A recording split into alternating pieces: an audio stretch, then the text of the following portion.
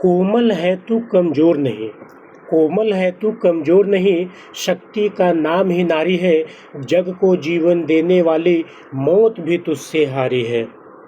इसी कड़ी में हम आगे चलते हैं और आज हमारा पार्ट 3 है। कौन सा पार्ट 3 है? हमने सिंधु नदी तंत्र और गंगा नदी तंत्र के बारे में बता दिया और उनकी सहायक नदियाँ। देखिए, हम जो भी नदी बताएंगे इससे एक भी क्वेश्चन बाहर नहीं जाएगा, ये गारंटी है मेरी।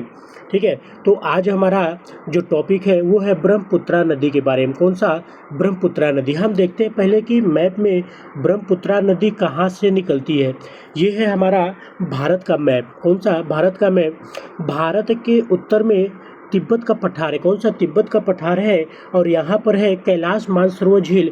यहाँ से ब्रह्मपुत्रा निकलती है, भारत और बांग्लादेश से होते हुए बंगाल की खाड़ी में गिर जाती है। ये है हमारा ब्रह्मपुत्रा नदी।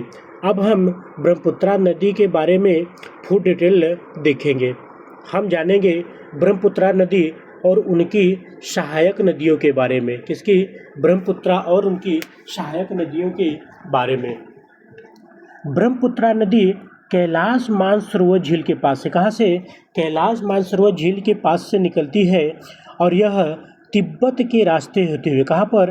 तिब्बत के रास्ते हुए भारत में प्रवेश करती है। लेकिन तिब्बत में इसको ब्रह्मपुत्रा नदी को सांगपो नदी के नाम से जानते हैं। क्या बोलते हैं? तिब्बत में सांगपो नदी के नाम से जानते हैं। और यह ब्रह्मपुत्रा नदी भारत में एक स्थान है दिहांग। कहाँ? क्या है?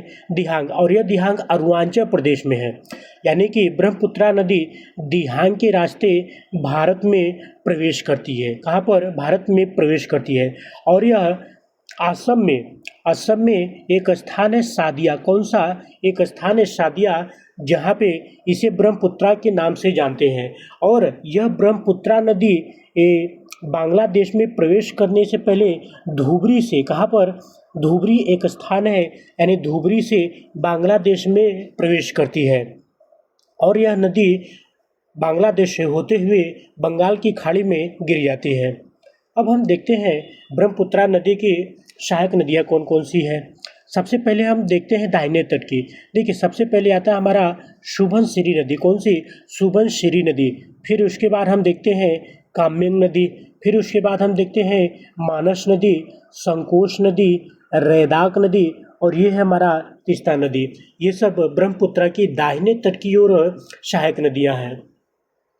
अब हम देखते हैं ब्रह्मपुत्रा के बाएं तट की नदियाँ कौन कौन सी हैं।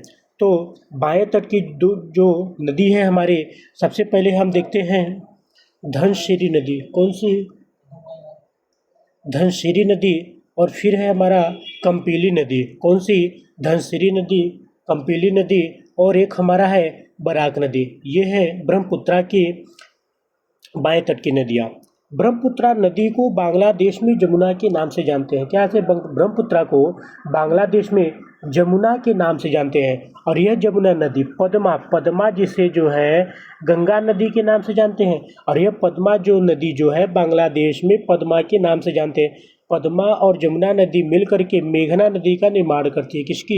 मेघना नदी के निर्माण करती है। और यह मेघना नदी अंत में बंगाल की खाड़ी में निकास द्वार, यानी कि बंगाल की खाड़ी में गिर जाती है। ये था हमारा ब्रह्मपुत्रा नदी और उनकी सहायक नदियों के बारे में।